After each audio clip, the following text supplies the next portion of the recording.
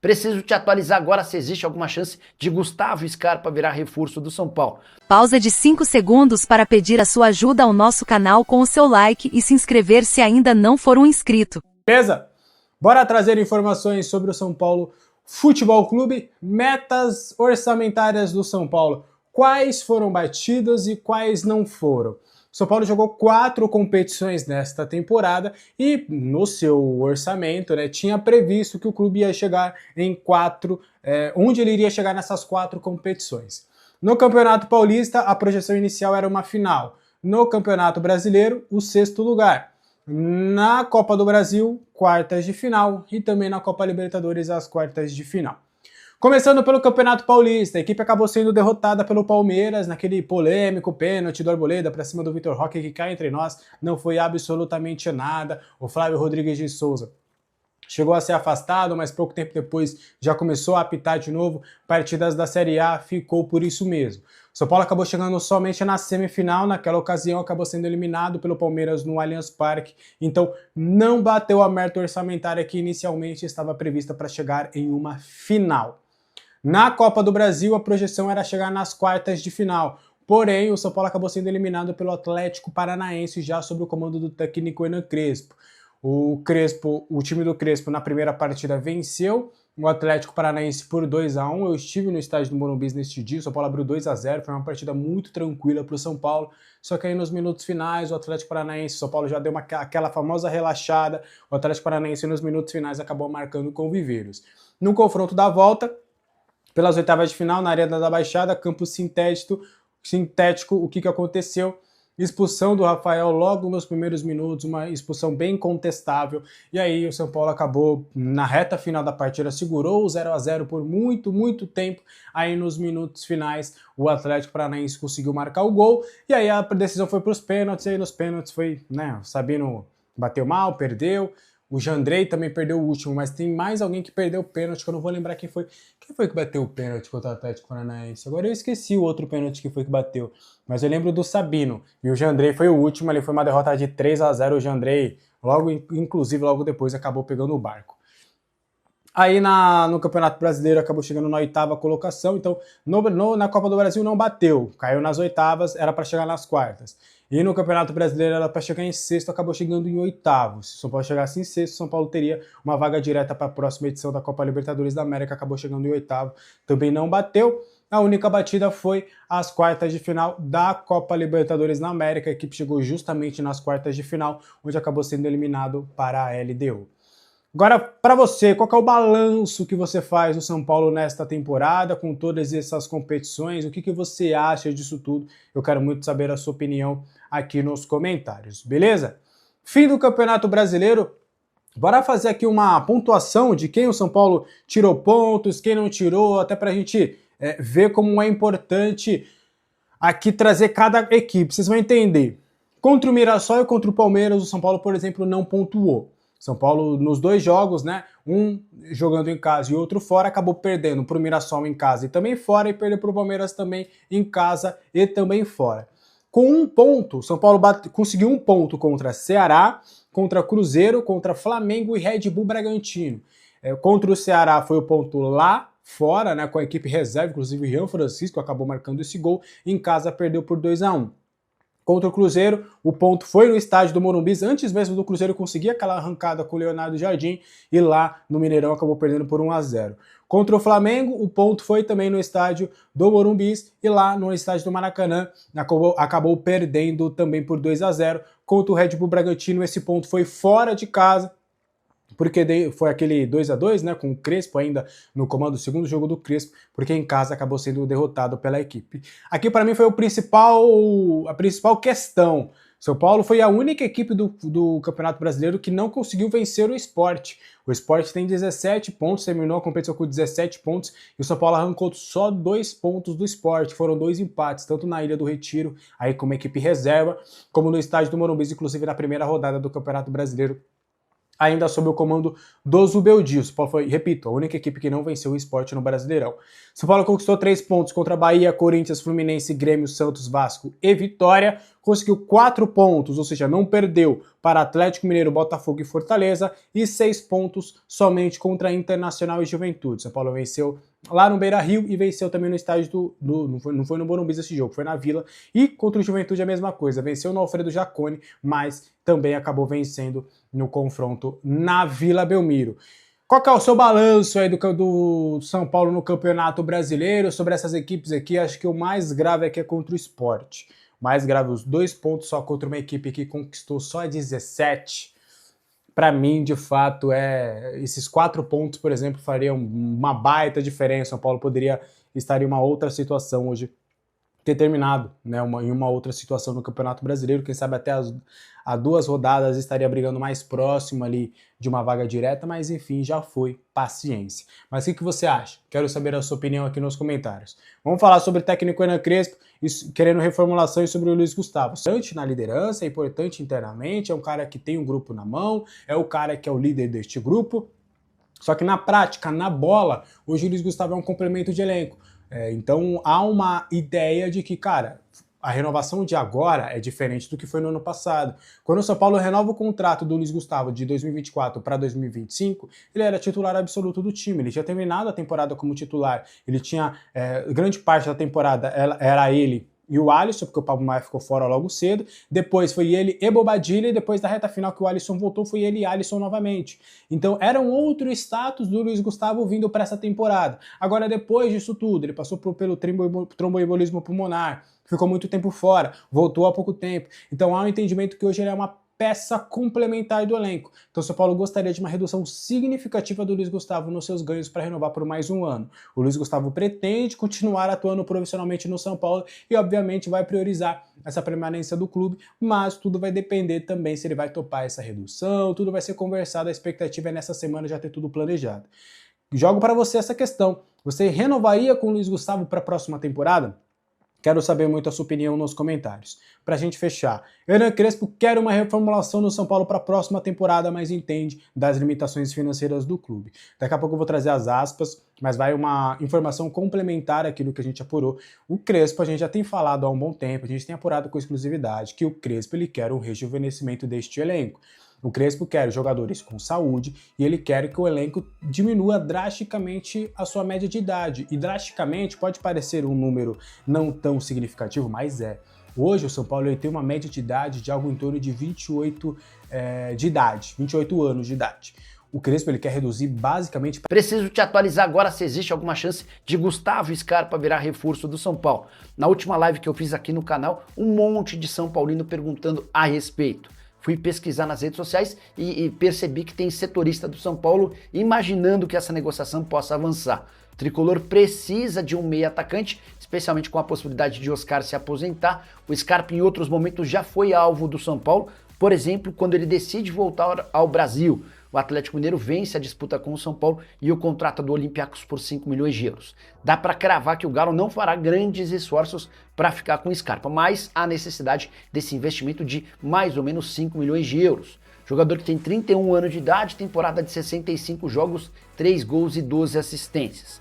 Antes de gravar esse vídeo, eu procurei o presidente Júlio Casares e perguntei: Gustavo Scarpa interessa? Assim como já havia dito para vários outros jogadores especulados, Júlio Casares assegurou que o Scarpa não faz parte dos planos. Também tinha perguntado sobre Cebolinha, mesma situação. São jogadores com mais de 30 anos de idade, cuja compra determinaria ou necessitaria de investimentos muito altos. São Paulo não vai fazer investimento desse tamanho.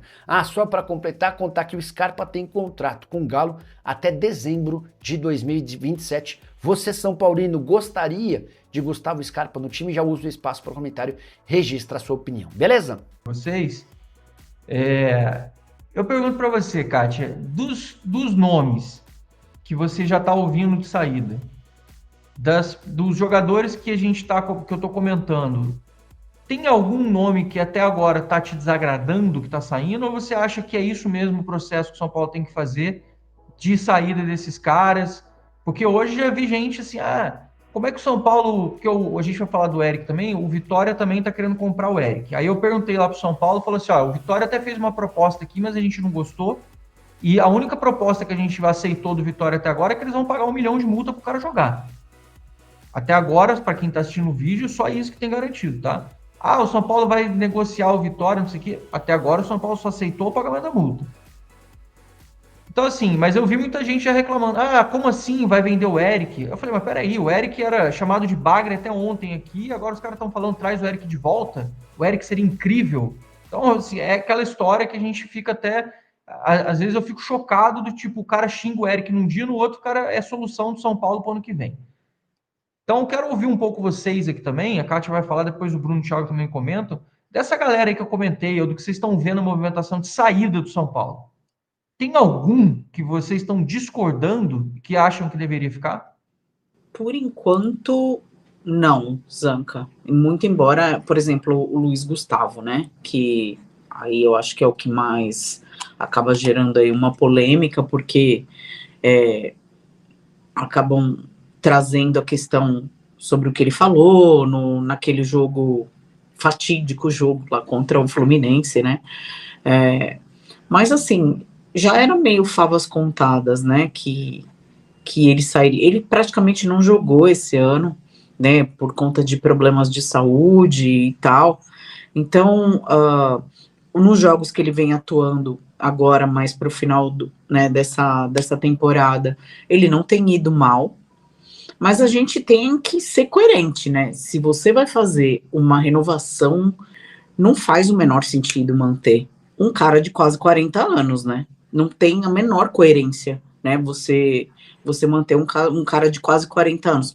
Por mais líder que ele seja, por mais bom de grupo que ele seja, é totalmente incoerente. Eu acho que se fosse numa outra situação, num São Paulo, numa situação mais tranquila, né, não digo não endividado, mas com uma situação de financeira mais ajustada, né, dívida é difícil um clube que não tenha, né, até os maiores aí hoje do país, Palmeiras e Flamengo, também têm dívidas. Então isso não entra nem na questão. A gente fala de situação financeira complicada, que é a situação atual do São Paulo. Até poderia, de repente, fazer alguma coisa, um contrato por produtividade, né? Principalmente respeitando a liderança dele, né? E que eu acho que faz muita falta, inclusive ao time. Né? A gente tem o Rafael de capitão, por exemplo, mas assim, ele... por mais que eu adore o Rafael, ele não é essa liderança, não é, tá muito distante, muito longe de ser essa liderança em campo, de se impor, de peitar juiz, sabe, não faz isso, ele é muito tranquilo, assim, até demais, né. Chega a ser passivo, né? Assim, passivo no jogo, né? Ele aceita muito, não é o cara que vai lá peitar muito, que o Luciano faz, que as pessoas até criticam às vezes, mas tem essa atitude, né, de se impor também, né? Exatamente. Então, assim, muito... eu estava evitando usar a palavra, mas não tem outra, é isso mesmo, passivo, demais, né, muito pouco incisivo, precisa ser mais incisivo, quando você vai ali brigar pelos seus companheiros, não digo nem brigar, mas assim, se impor, né? Você precisa se impor, e não é o caso do Rafael. Então, sendo coerente, num processo de rejuvenescimento do time, a gente precisa pensar que não tem como. O Alisson eu manteria, mas obviamente que esperando que ele viesse a jogar o que jogou em 2023, né?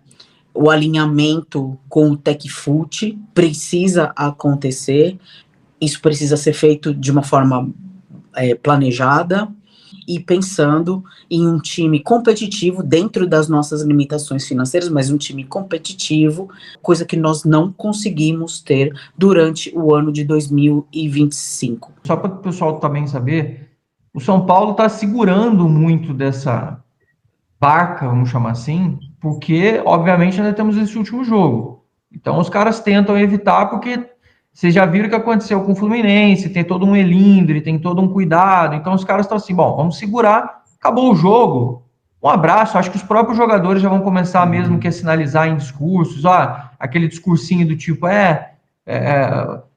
fechamos o ano, aí você já vai começar a sentir até na fala dos jogadores um discurso meio que de despedida, porque a galera já sabe, o pessoal já tá meio que ali, você só não pode empurrar o cara para fora, porque senão ainda pode prejudicar mais ainda e a gente tem um resultado trágico de novo no domingo, tá? Só para quem tá perguntando, por que já não anuncia logo? Por isso. Mas vamos lá, Bruno, a tua opinião aí desses nomes que estão surgindo e quem você acha que tá lá e que você não tá ouvindo falar e que de repente você fala, porra, tá faltando gente ainda.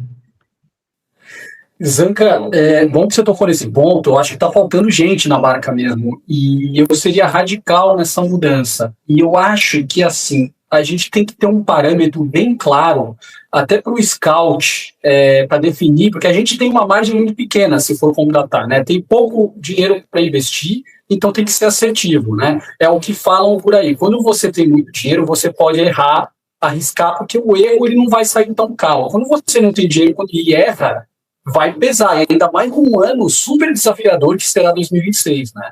Lógico, a gente tem que pesar o que teria de multa de rescisão, mas colocaria para negociar praticamente todos os jogadores que a gente tem.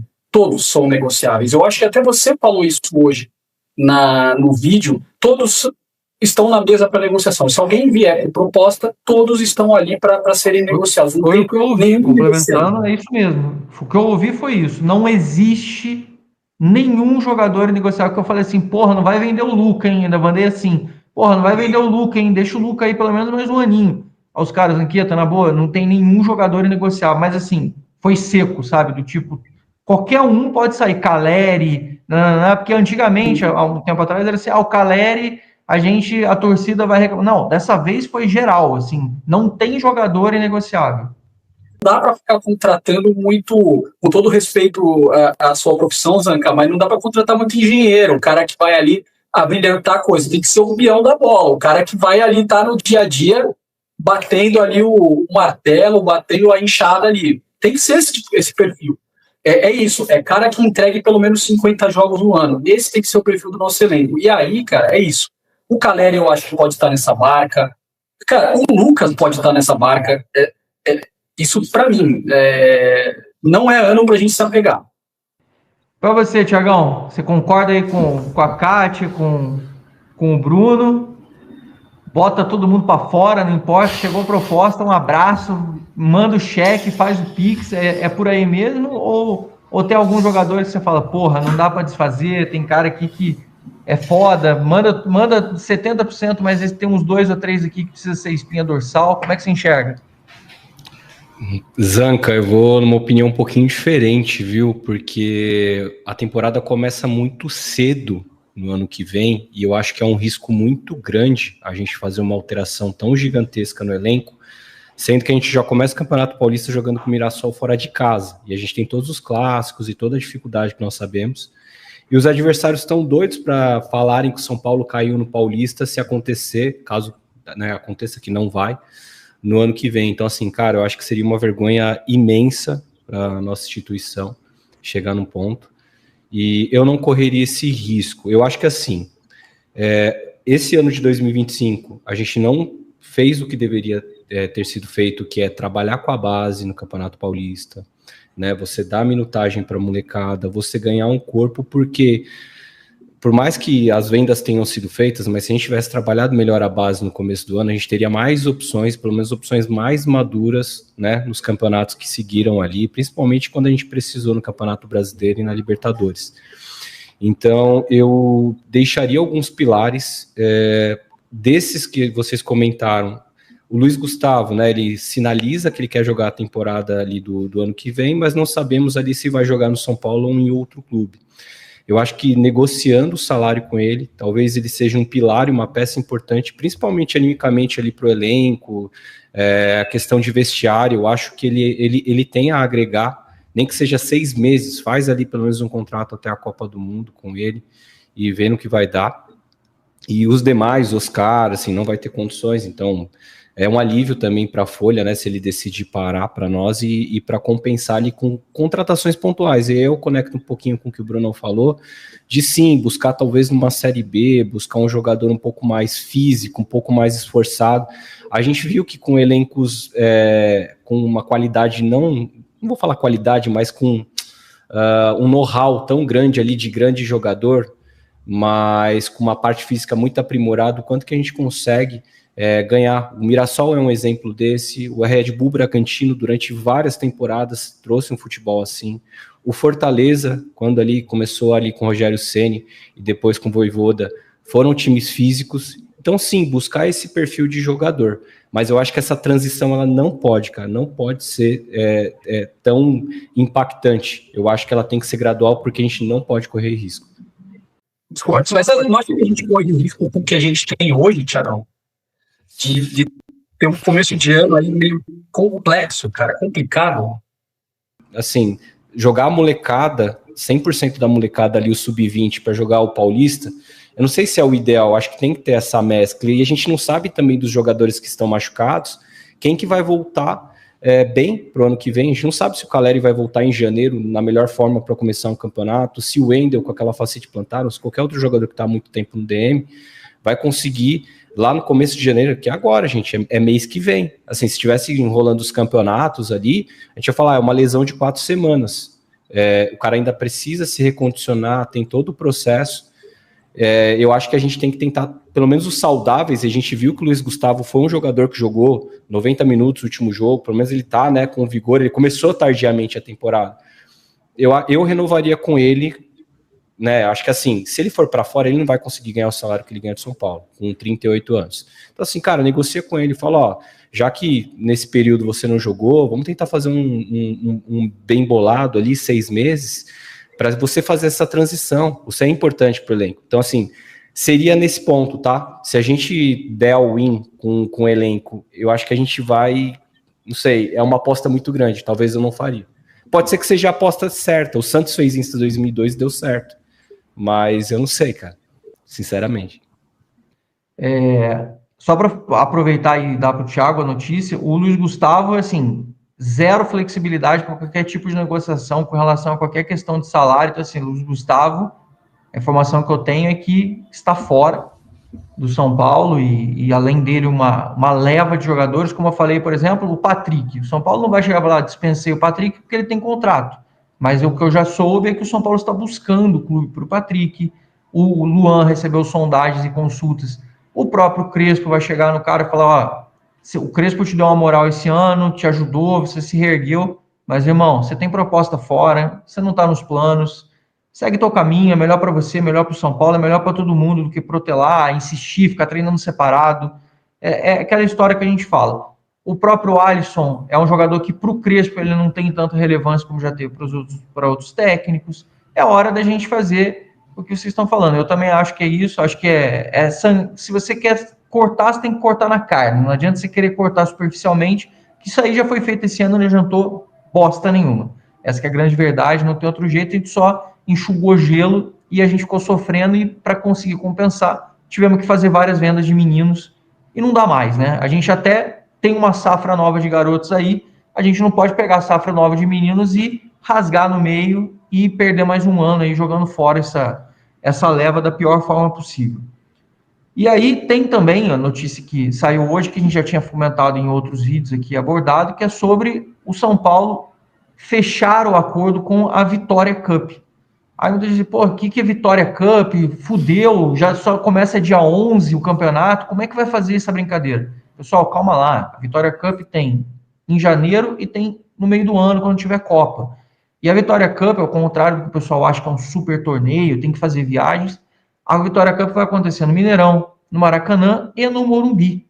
Então, assim, o São Paulo provavelmente vai fazer 1 ou 2 amistosos, pode ser que seja um triangular, alguma coisa assim, e eles fazem, para cada jogo, eles fazem ali, tipo, quase como se tivesse um troféuzinho, fazer até uma brincadeira ali com as coisas, para dar uma motivada, para encher o estádio. Muito provavelmente possa vir um time do exterior para enfrentar o São Paulo, que é um time que tem marca e mídia internacional. Então pode acontecer um monte de coisa.